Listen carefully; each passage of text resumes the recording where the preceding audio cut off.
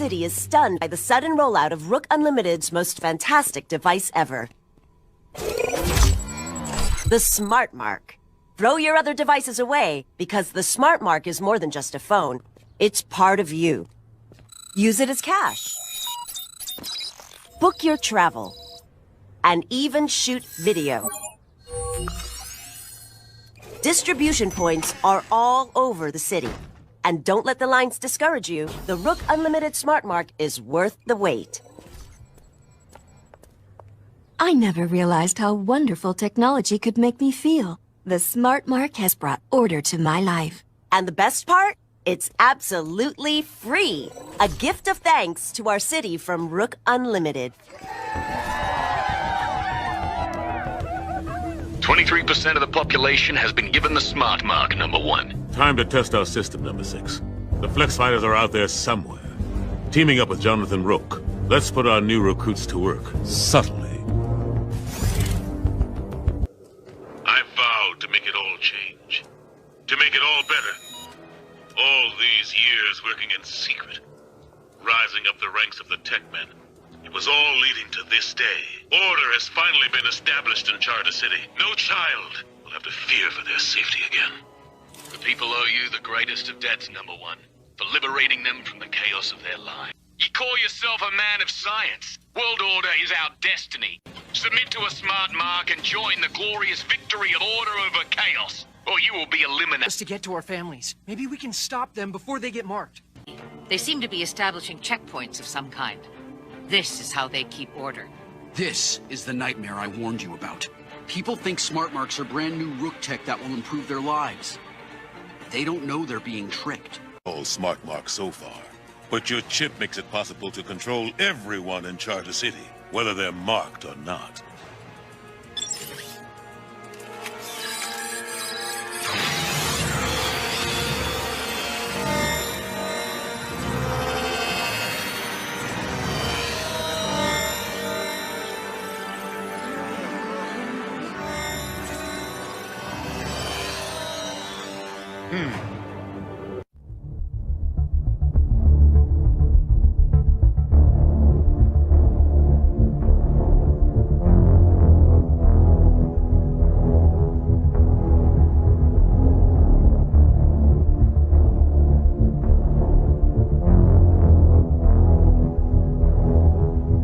Looks like a 5G tower right there.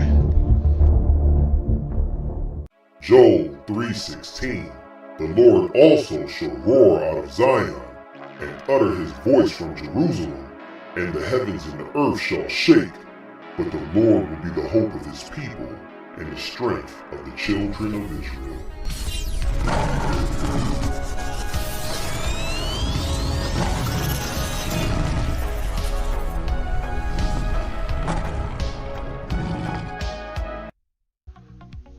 Shalom, brothers and sisters. It's your boy Ahch Dawid here with a quick breakdown, quick lesson in reference to Revelation chapter 13, which is pretty important considering the times that we are approaching, right?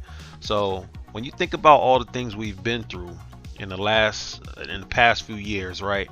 People are becoming germaphobes, right? Put 2 and 2 together here. People don't want to touch money, right? People don't want to touch stuff.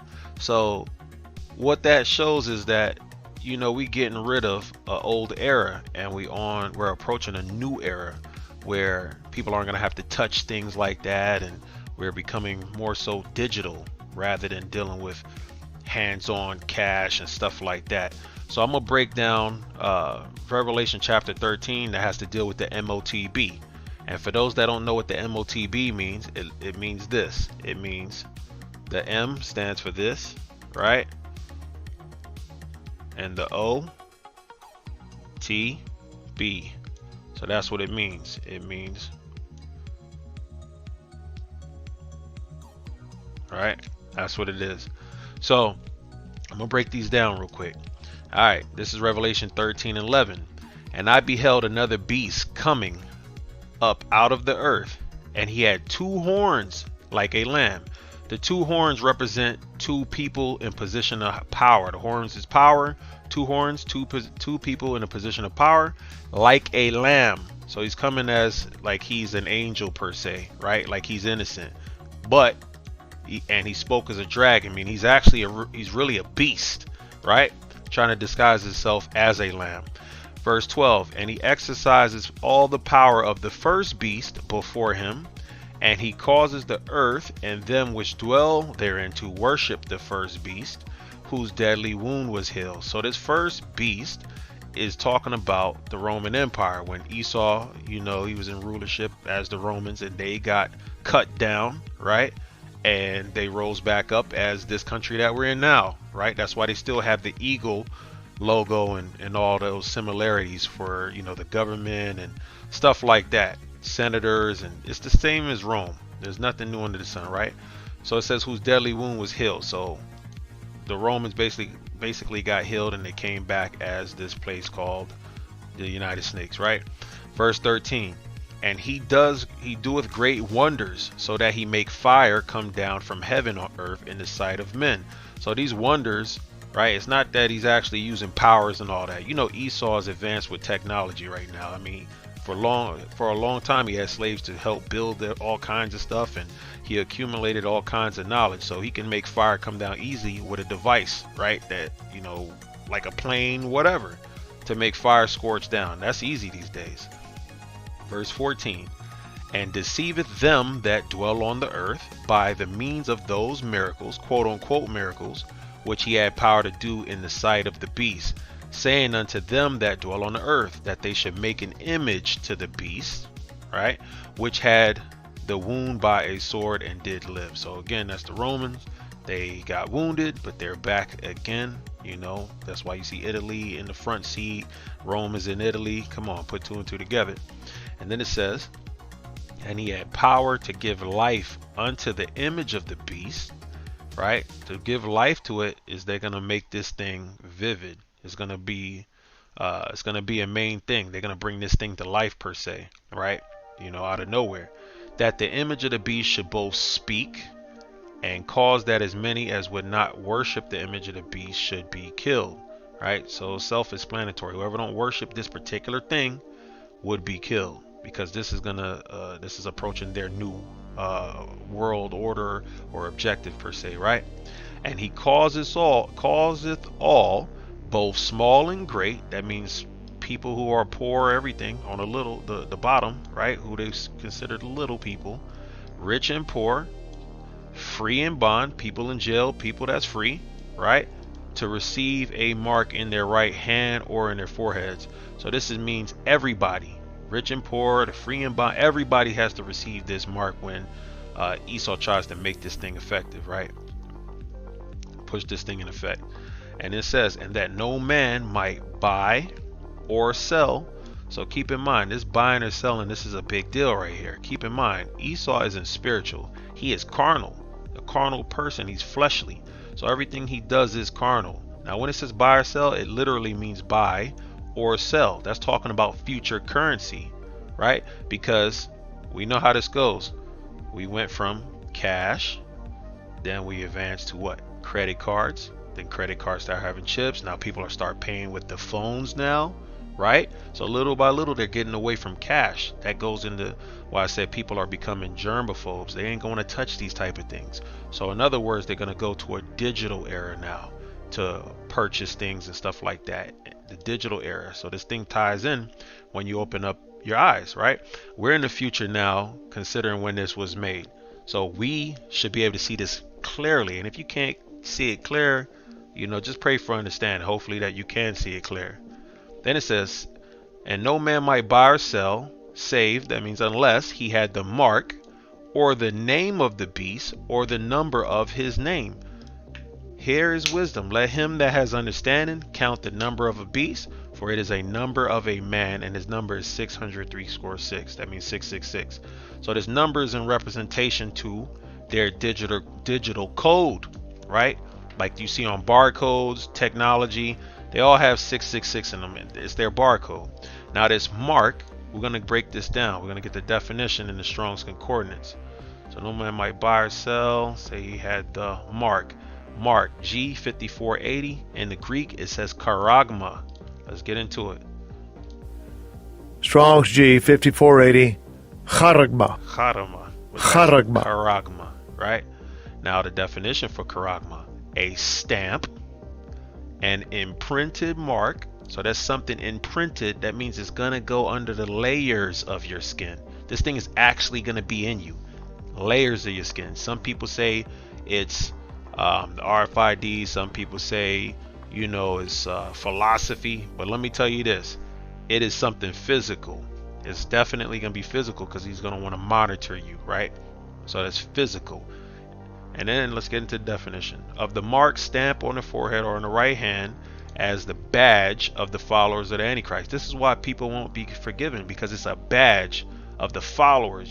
You're pledging allegiance to this beast, this filthy animal. You filthy animal. Then it says the mark branded. You know what branded is? It's a stamp burned in people's skin, right? But this is branded. Not saying they're necessarily going to burn it upon people's skin, but it's going to be in their skin, right? It can be what they would call smart tattoos, something in that nature. Okay, brand upon horses. Thing carved. Carved, that sounds physical to me. Sculpture. Graven work. What is graven? When you carve, right?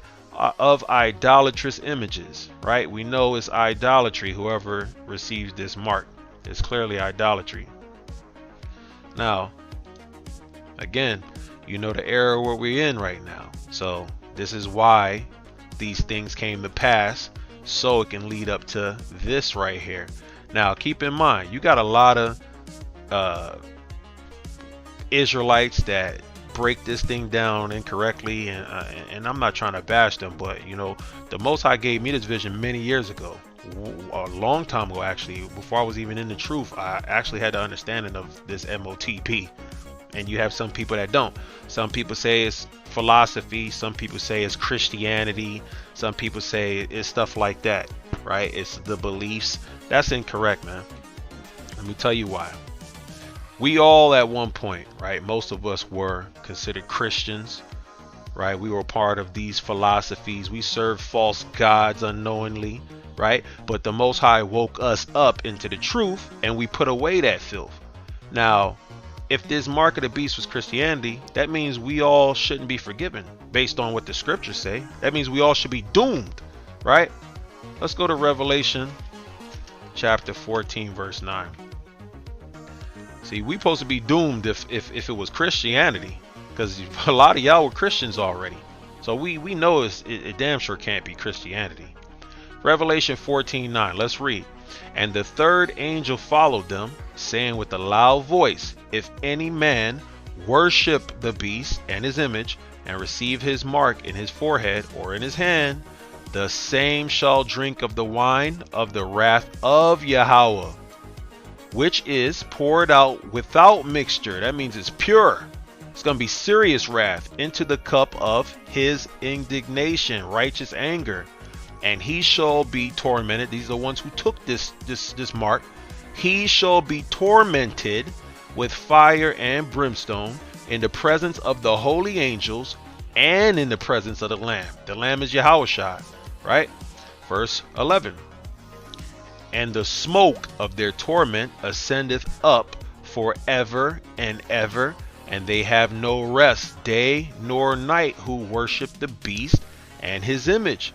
That means forever, forever and ever. This is a eternal thing right here, right? They ain't gonna have any rest day or night who worship the beast and his image, and whosoever receiveth the mark of his name.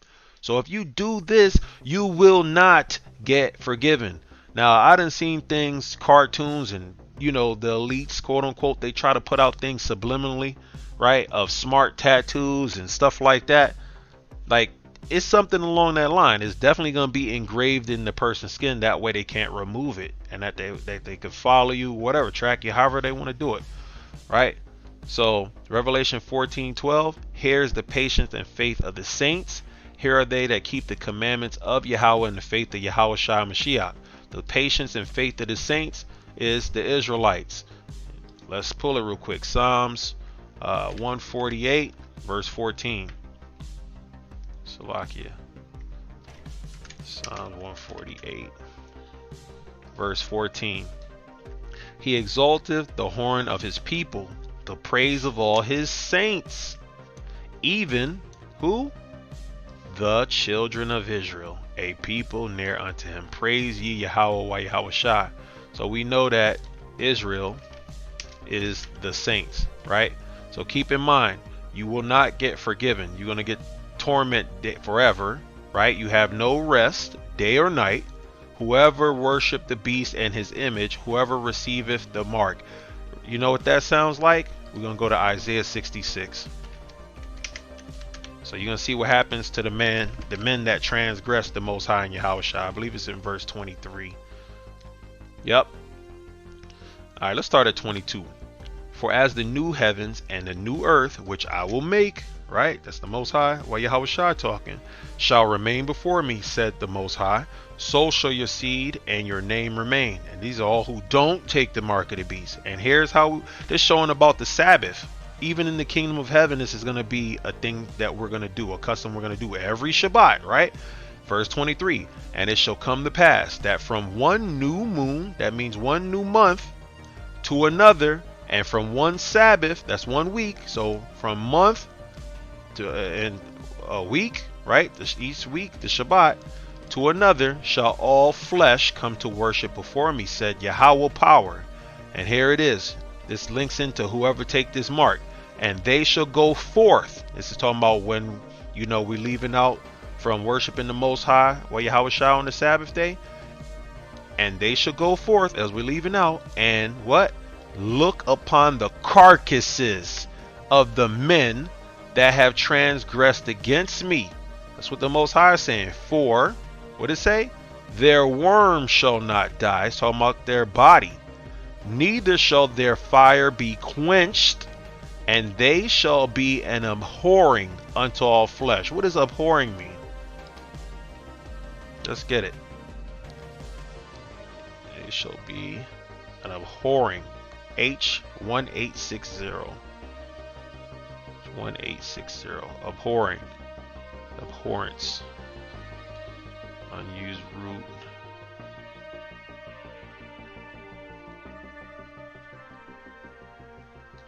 Aversion, abhorrence. Basically, it's going to be treacherous. It's going to look very scary. It's going to be disgusting. You're going to see people burn. That's what it's talking about. Object of aversion, abhorring, contempt. So we're going to see something like that every Shabbat. The men's who went against the Most High, they're going to be tormented with fire. It's sort of like back in the days how kings put their enemies' heads upon those spears, and you had them all around their castle, right? The Most High is going to have a lake of fire with people burning in it for everyone to see, right? That's how he's going to roll with it. And that was a quick hit. It's your boy Ahch Dawid with Awaken Israel. Shalom, brothers and sisters. Don't take that MOTB. Stay away from it. Call hello Yahweh Bashem Yahweh Shai. Shalom. You guys love new tech. You didn't want to get smart marked? No way. That's clearly some shady biz.